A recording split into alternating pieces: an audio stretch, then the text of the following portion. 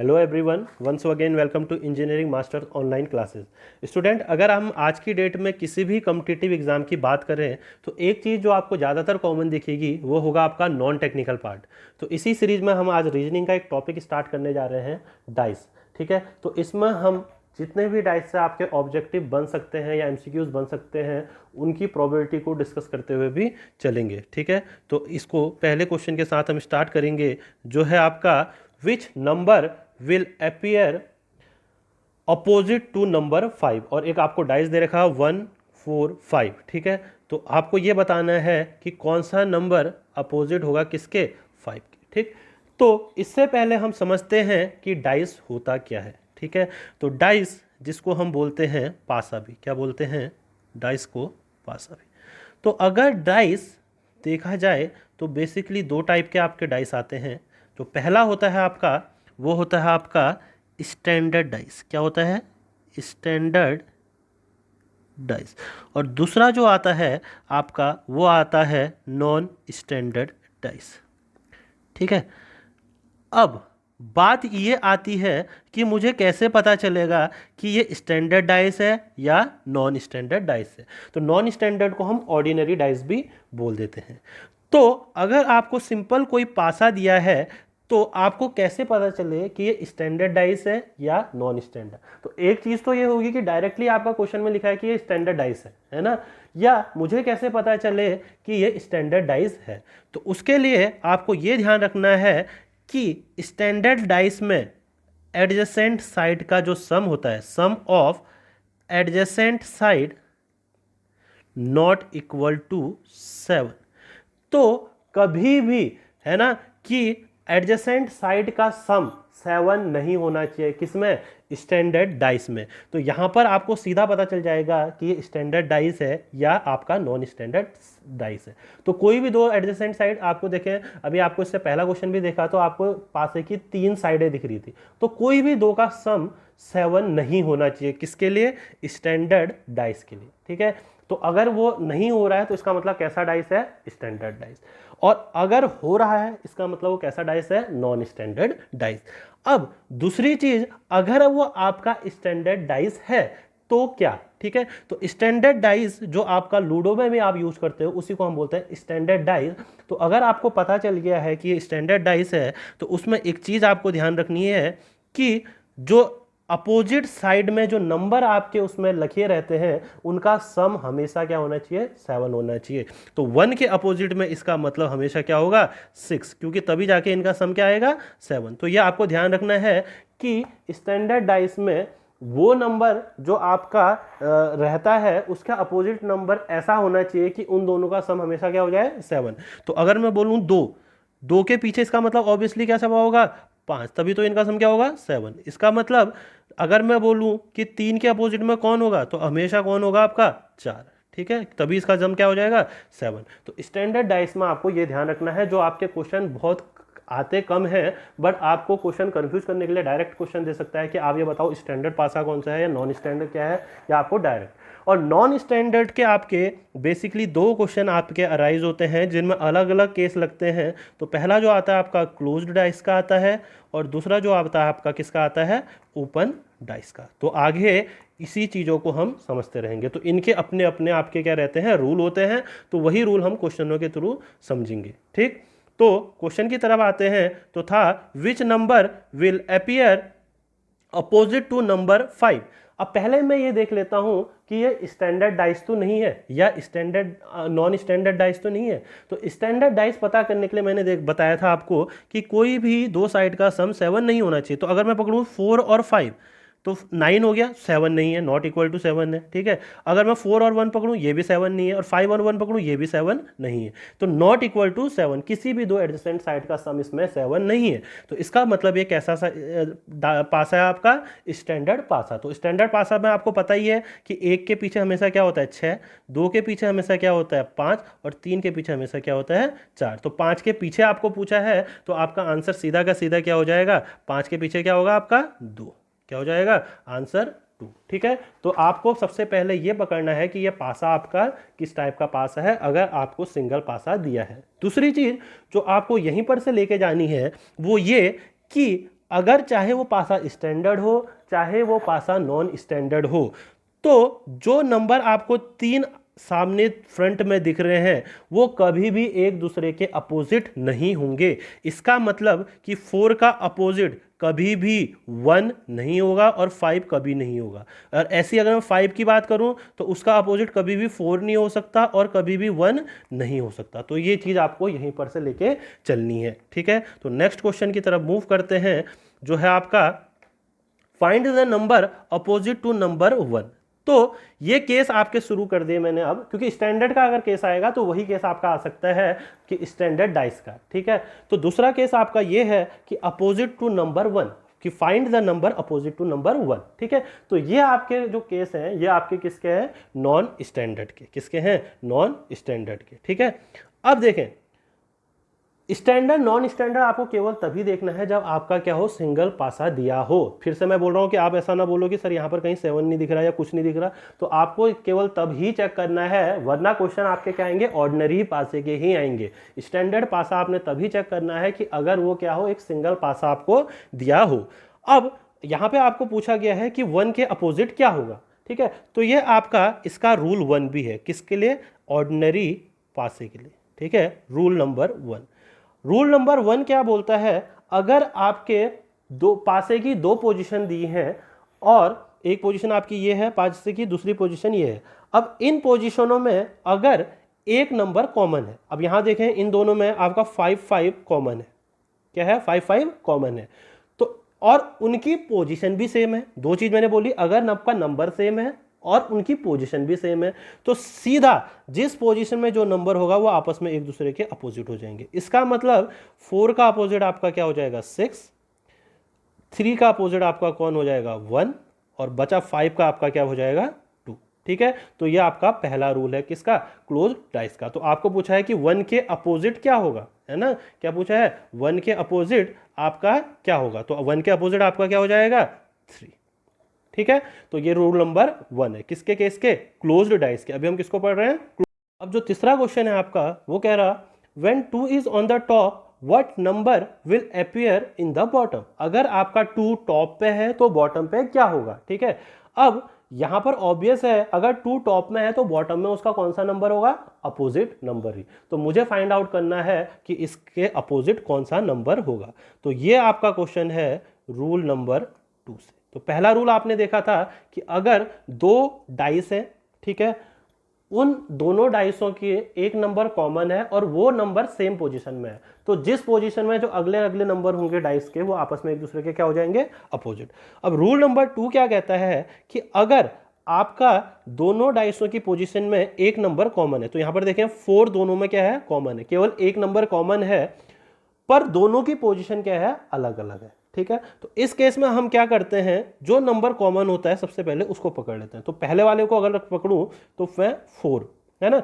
उसके बाद आप चाहे तो क्लॉकवाइज इस नंबर से स्टार्ट कर दें, चाहे तो एंटी क्लॉकवाइज। तो अभी मैं जैसे क्लॉकवाइज चल दूंगा तो 4 के बाद आपका क्या आएगा, 5, और 5 के बाद आपका क्या आएगा, 1, 5 के बाद आपका क्या आएगा, 1। सिमिलरली सेम आपने यहां भी करना है, तो जो नंबर कॉमन है पहले उसको पकड़ लेना है, तो 4 के नीचे 4 ही आ जाएगा। फिर यहां क्लॉकवाइज चले तो यहां भी आपको क्लॉकवाइज चलना पड़ेगा, तो 4 के बाद आपका 6 आया, 6 के बाद आपका 2 आया, तो 5 के नीचे आ जाएगा 6, 1 के नीचे आ जाएगा 2। तो यहां से साफ पता चल रहा कि 1 का अपोजिट आपका 2 हो गया, 5 का अपोजिट आपका 6 हो गया, और 4 का अपोजिट नीचे 4 ही आया है, तो बचा कौन सा टर्म बचा आपका, 3। तो 4 का अपोजिट आपका कौन हो जाएगा, 3, है ना। पर यहां पर आपसे पूछा है कि आपको किसका बताना है, 2 का अपोजिट, तो 2 का अपोजिट आंसर क्या हो जाएगा आपका, 1, ठीक है। तो यह आपका रूल नंबर 2 हो गया। अब नेक्स्ट क्वेश्चन की तरफ को बढ़ते हैं। 2 position of a dice are shown below, when number 6 is on the top what number will be at the bottom, ठीक है। तो ये क्वेश्चन है जो आपका वो है रूल नंबर 3 से। कौन सा, रूल नंबर 3 से, ठीक है। रूल नंबर 3 क्या है, ठीक है। तो रूल नंबर 3 क्या बोलता है आपसे कि अगर किसी दो डाइसों में दो नंबर कॉमन है, तो यहां पर देखें 1 यहां भी है और 1 यहां भी है, 3 यहाँ भी है और 3 यहाँ भी है। तो इसका मतलब जो बाकी दो नंबर जो बचे वो आपस में क्या हो जाते हैं, एक दूसरे के अपोजिट हो जाते हैं। तो यहां से साफ साफ आपको पता चल जाएगा कि 5 का अपोजिट आपका क्या हो जाएगा, 6 हो जाएगा। 5 का अपोजिट क्या हो जाएगा, 6। ठीक है, तो आपसे क्वेश्चन में पूछा है कि 6 अगर टॉप पे है तो बॉटम में क्या होगा, तो बॉटम में ऑब्वियसली क्या होगा, 5 होगा। ठीक है, अब हो सकता था आपसे पूछे कि 1 का अपोजिट क्या होगा, तो 1 का अपोजिट देखो 5 तो हो नहीं सकता क्योंकि 5 और 6 आपस में एक दूसरे के अपोजिट है। 6 भी नहीं हो सकता और 3 भी नहीं हो सकता, क्योंकि आपको यह ध्यान देना है कि कोई भी डाइस में जो नंबर आपको फ्रंट में दिख रहे हैं वो कभी भी एक दूसरे के अपोजिट नहीं होंगे। ठीक है, ये मैं पहले बता सकता हूं कि जो नंबर आपको फ्रंट में दिख रहे हैं वो कभी भी एक दूसरे के अपोजिट नहीं होते हैं। तो इसका मतलब बाकी नंबर जो बचे, कौन बचे आपके, 2 या 4। तो 1 का अपोजिट आइदर 2 और 4 कुछ भी हो सकता है, तो वो आपको ऑप्शन के हिसाब से आपका आंसर क्या होगा, सही करना पड़ेगा। पर यह है कि 2 और 4 में से कुछ भी हो सकता है, यहां पर आपकी इसकी पॉसिबिलिटीज बन जाती हैं। पर यह डेफिनेटली है कि 5 और 6 और 3 में से नहीं होगा।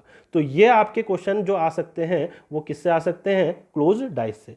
अब एक क्वेश्चन में यहां पे और दे रखा, जिसमें आपको दे रखा 3 पोजीशन, आपको क्या दे दी, किसी डाइस की 3 पोजीशन दे दी है ना। तो आपको पूछ रहा कि हैश का क्या होगा। अब मैंने रूल 3 ही पढ़े थे, तो रूल 3 पढ़े थे, पहला रूल और दूसरा रूल एक तरह से एक ही है। आप दूसरे रूल को पहले वाले में भी लगाओगे तो वो सेम ही चीज बताना चाह रहा है ना। तो दूसरा रूल क्या था आपका, 2 नंबर अगर कॉमन है। ठीक है, अब इन्हीं रूलों को हमने यहाँ पे यूज करना है। तो 3 पोजीशन आपको दिए, देखो पोजीशन आपको 3 दे 4 दे आपके लिए और अच्छी बात है। तो एक काम करता हूं, मुझे हैश का अपोजिट पूछा है तो मैं काम करता हूं, कोई भी अभी डाइस पकड़ लेता हूं। देखो हैश का पूछा है तो मैं हैश ही को पकड़ लेता हूं।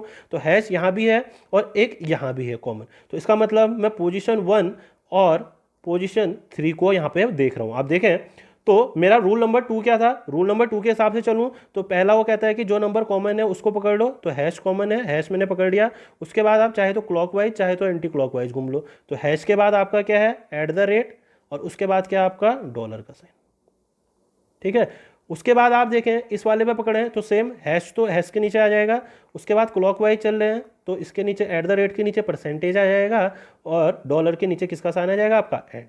तो इसका मतलब डॉलर का एंड हो गया, @ का परसेंटेज हो गया, तो हैश का जो भी आपका एक्स्ट्रा बचा, कौन बचा, स्टार बचा है ना। तो इसका आंसर क्या हो जाएगा, सीधा स्टार।